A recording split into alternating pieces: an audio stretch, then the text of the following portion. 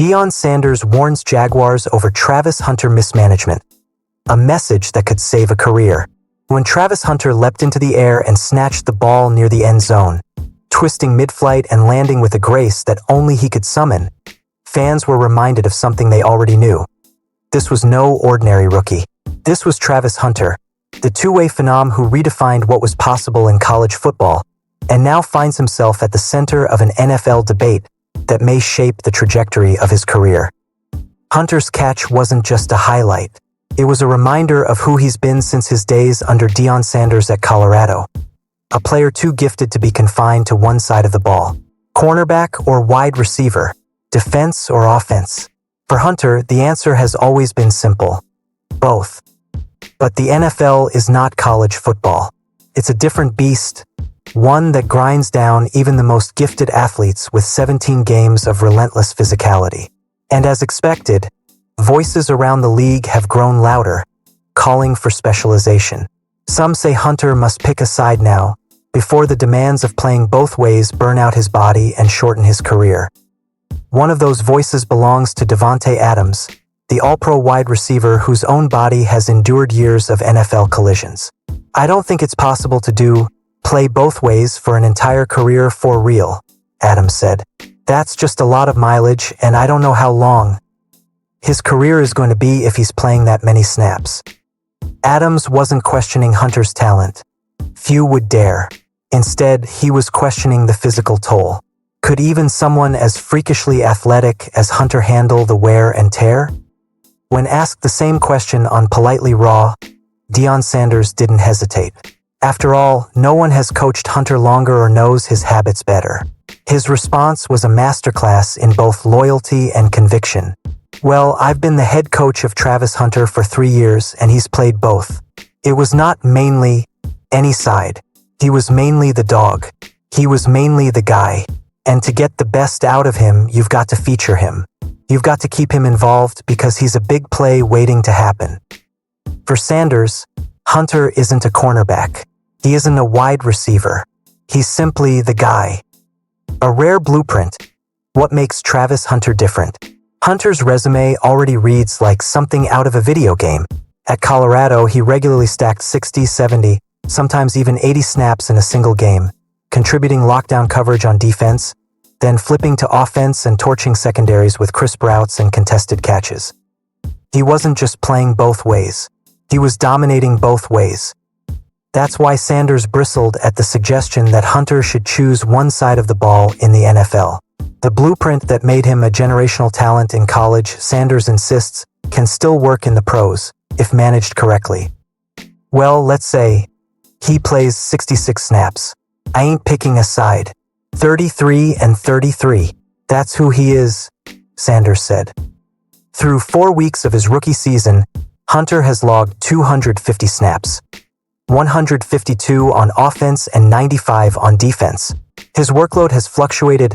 Week 2 saw him balance 42 offensive snaps with 38 defensive snaps, while Week 4 tilted heavily toward offense with 38 offensive snaps and just 9 on defense. This variability is exactly what worries Sanders. The Jaguars, in his view, are trying too hard to fit Hunter into a traditional mold, one where coaches dictate which side of the ball defines a player. To Sanders, this is a fundamental mistake. He should be featured on the offense, but he's got to be your dog on the defense, Sanders said. In other words, Hunter should be treated not as a liability to be managed, but as a rare asset to be unleashed. The Jaguars' cautious plan meets Prime's bold philosophy. Sanders' warning is as much about philosophy as it is about Hunter himself. NFL teams are notoriously cautious with rookies, especially those with unique skill sets. They want to ease players into roles, protect their bodies, and preserve longevity. The Jaguars have followed that playbook, using Hunter on both sides of the ball, but clearly leaning toward offense, where he's logged 61% of his snaps. But Sanders doesn't see protection. He sees mismanagement. A few weeks ago, he went on record criticizing Jacksonville's handling of Hunter.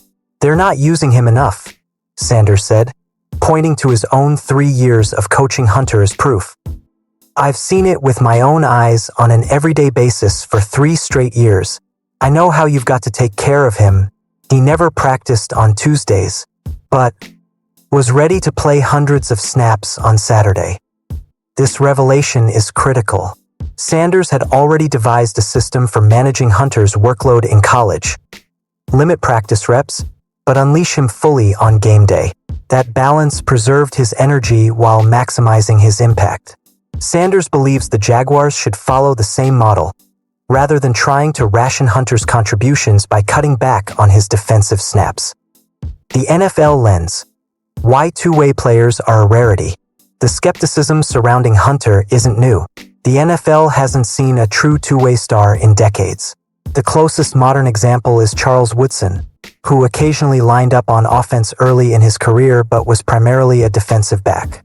Deion Sanders himself dabbled in both roles during his Hall of Fame career, but even Prime rarely carried the kind of two-way load Hunter embraced at Colorado.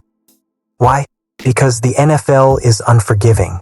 Cornerbacks are asked to shadow the fastest receivers in the world for 60 minutes. Wideouts are asked to absorb bone-crushing hits while running routes at full throttle. Doing both at an elite level is almost unheard of, not because players don't want to, but because the body simply can't withstand it for long. That's why Adams' cautionary words struck a chord. "That's just a lot of mileage," he said, pointing out that a 17-game NFL season, combined with playoff pushes, could easily double the wear Hunter took on his body in college. And yet, Sanders refuses to accept the impossible.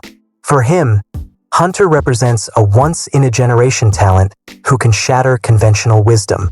But to do so, the Jaguars must treat him as a unique case study, not just another rookie to fit into the depth chart. Hunter's growing pains. Flashes of greatness, areas to grow. So far, Hunter's rookie season has been a mix of flashes and growing pains. On defense, he's shown the same instincts and ball-hawking ability that made him a nightmare for college quarterbacks. His ability to read routes, jump passing lanes, and close ground in a blink still translates. On offense, he's explosive but raw.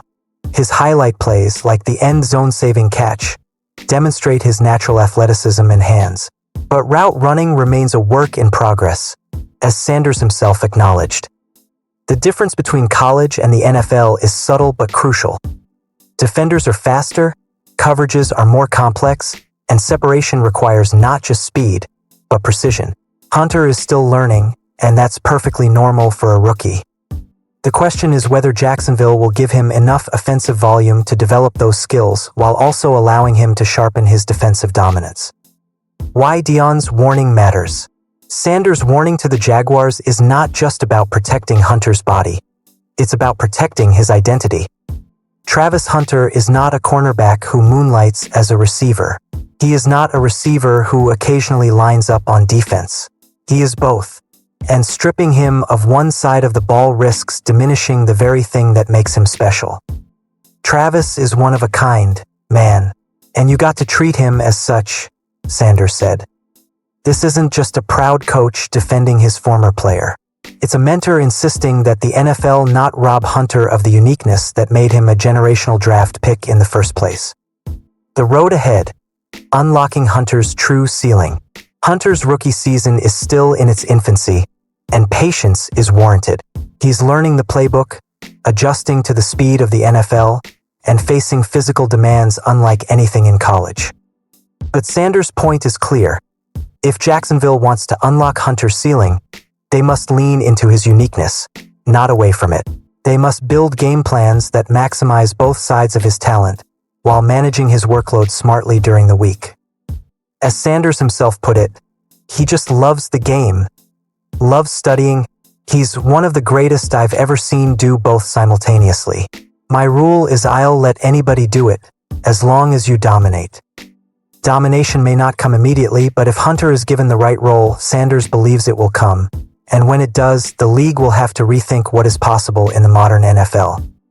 Final word. A warning the Jaguars can't ignore. Deion Sanders has never been shy about speaking his mind. But this time, his words carry more weight than usual. This isn't about hype or branding. This is about a young man whose career trajectory depends on how his team uses him. If the Jaguars heed Sanders' warning, they could unlock a weapon the NFL hasn't seen in decades. A true two-way star who changes games on both sides of the ball. If they don't, they risk turning Travis Hunter into just another talented rookie whose full potential was never realized. For Sanders, the choice is obvious. For Jacksonville, the decision could define not just Hunter's career, but their own future as a franchise. One thing is certain, Travis Hunter isn't ordinary, and treating him like he is may be the biggest mistake the Jaguars ever make.